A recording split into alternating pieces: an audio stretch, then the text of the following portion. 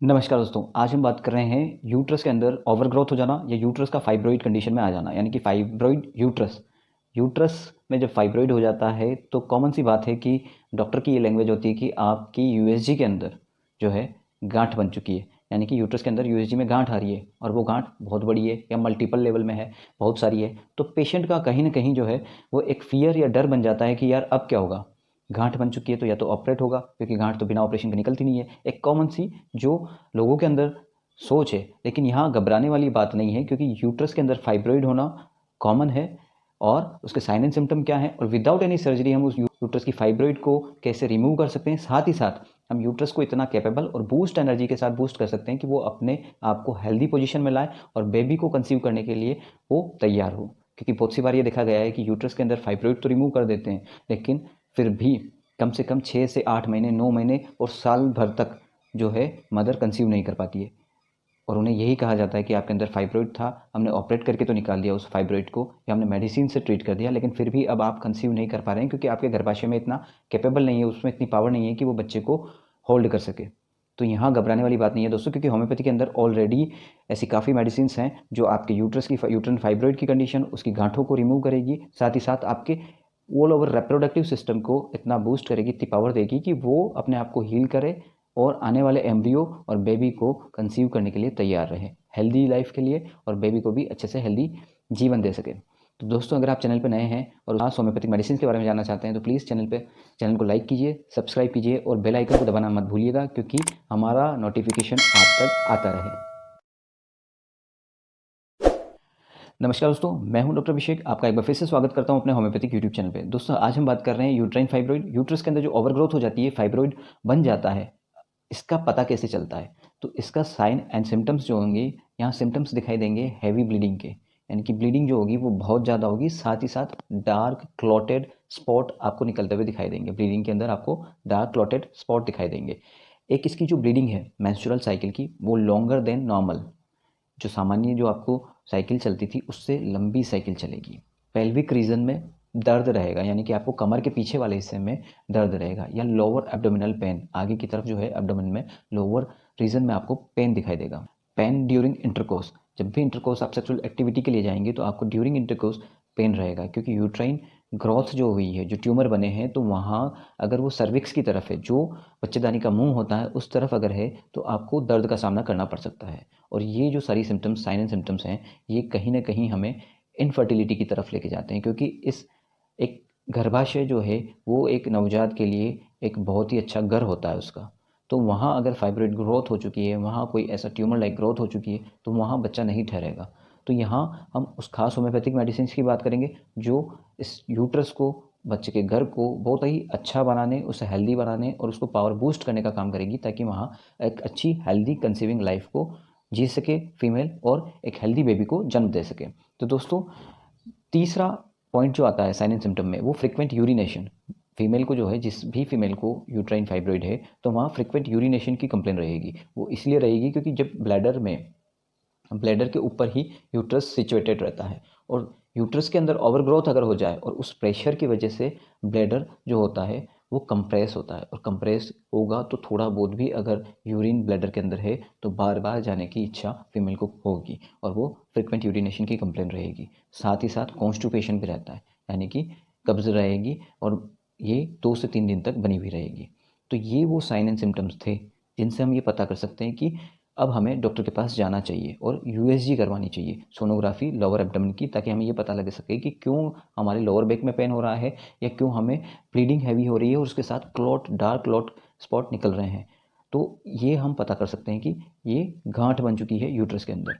अब ये जो यूट्रस की गांठ है या फाइब्रॉइड यूट्रस है, ये मस्कुलर फाइब्रस सेल की ही, यानी कि जो यूट्रस के अंदर की जो इनर लेयर होती है एंडोमेट्रियम, उसी की ओवर ग्रोथ होती है, यानी कि वो ओवर ग्रोथ कर जाती है, ज़्यादा बढ़ जाती है, और वो बढ़ती बढ़ती बढ़ती एक ट्यूमर या मल्टीपल ट्यूमर की लाइक स्ट्रक्चर में बढ़ जाती है। फीमेल्स यहाँ पर क्या है कि जब कंप्लेन नहीं करती हैं, जब उन्हें ज़्यादा तकलीफ होने लगती है, 1 मंथ, 2 मंथ, 3 मंथ और 6 मंथ से भी ज़्यादा तकलीफ में रहती हैं, तो वो फाइब्रॉइड जो होता है वो और बहुत ज़्यादा रूप में फैल चुका होता है। और ये जो फैलाव है इसका, ये ओवरी, क्योंकि ये जो ब्लीडिंग होगी तो वो ब्लीडिंग के पार्ट पार्टिकल्स जो हैं वो फैलोपियन ट्यूब होते होते ओवरी तक पहुंच जाते हैं और ओवरी को भी अपनी चपेट में ले लेते हैं। तो वहाँ से ओवुलेशन होना या फिर जो है वो इन्फेक्शन जो है वो ओवरी तक भी पहुंच सकता है और जो है उसी वजह से लोअर बैक में पेन रहता है। तो हमें करना क्या चाहिए कि आपको अगर 2 साइकिल से ज़्यादा इनमें से कोई भी साइन एंड सिम्टम दिखाई देते हैं तो प्लीज़ अपनी गायनेकोलॉजिस्ट से या किसी स्त्री रोग विशेषज्ञ से एक बार टेस्ट करवाएं, यूएसजी करवाएं और पता करें कि ये हो क्यों रहा है। अब जब पता लग जाता है कि यूट्राइन फाइब्रॉइड है या यूट्रस के अंदर गांठ है तो घबराने की बात नहीं है, क्योंकि यहाँ पर ये कॉमन है।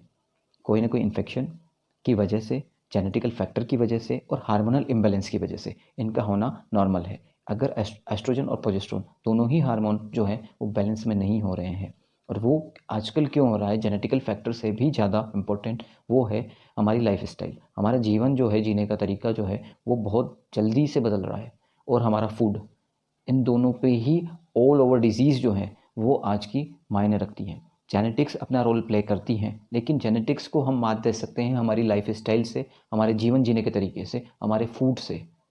तो ये कुछ चीज़ें होती हैं। आप अपना फूड, अपनी डाइट, ओबेसिटी जो है अगर हो रही है आपको तो उसको मेंटेन करने का काम करिए। इसमें हमें फाइब्रस डाइट को ज़्यादा लेना है, फाइब्रस डाइट को बढ़ाना है। हमारी डाइट में हमें ग्रीन वेजिटेबल्स को इंक्लूड करना है, अगर इंक्लूड हैं तो उन्हें बढ़ा दीजिए। रॉ फ्रूट्स जो हैं या रॉ वेजिटेबल्स जो हैं वो आपको बढ़ानी होंगी। आपको आउटसाइड ऑफ होम जो भी आप खाना चाहते हैं घर पे खाइए, बाहर का फूड जो है आपको पूरी तरीके से अवॉइड करना होगा। टी, कॉफ़ी, ये सब कुछ आपको मिनिमम करनी होगी। अब एक और बात आती है कि वाटर इनटेक को बढ़ाना है। हर डिसीज़ के अंदर और हर वीडियो में मेरा यही रहता है कि अगर आप वाटर इनटेक को बढ़ा देते हैं तो जिस बीमारी को ठीक होने में हमें 2 महीने लगेंगे, तो वहीं हम उस बीमारी से 1 से 1.5 महीने के अंदर और बिना किसी और अदर फर्दर इन्फेक्शन के या फर्दर साइन एंड सिम्टम के भी हम जल्दी से जल्दी ठीक हो सकते हैं। तो ये वो चीज़ें थी जिन्हें हमें अपनाना है और हम यूट्राइन फाइब्रॉइड से बाहर निकल सकते हैं। यूट्राइन फाइब्रॉइड हो जाने पर जो एंजाइटी आ जाती है, फियर इंजर्ड ऑफ बीइंग, ये एक मेंटल रूब्रिक है, क्योंकि बंदा डर जाता है कि कहीं कोई नुकसान तो नहीं होने वाला। तो यहाँ चुनिंदा मेडिसिन हैं जिन्हें हम यूज़ कर सकते हैं। अब बात करते हैं कि उन खास होम्योपैथिक मेडिसिन की जो थेरेपेटिकली यूज़ की जाती हैं यूट्राइन फाइब्रॉइड के केसेस में। देखिए, होम्योपैथिक मेडिसिन से आप बिना सर्जरी के यूट्राइन फाइब्रॉइड को रिमूव कर सकते हैं, यूट्रस को हेल्दी बना सकते हैं और इतना उसमें एनर्जी बूस्ट कर सकते हैं कि वो एक हेल्दी बेबी को कंसीव करने में तैयार हो, या वहाँ ब्लड सर्कुलेशन जो होना है बेबी के लिए, या एम्ब्रियो जब आएगा वो इम्प्लांट कर सके और एक अच्छा हेल्दी बेबी को ग्रो कर सके। तो उन सभी के लिए जो कैपेबल होम्योपैथिक मेडिसिन है उसमें मदर टिंचर पहले नंबर पर आता है, वो है मदर टिंचर है फ्रिक्सिनस अमेरिकाना।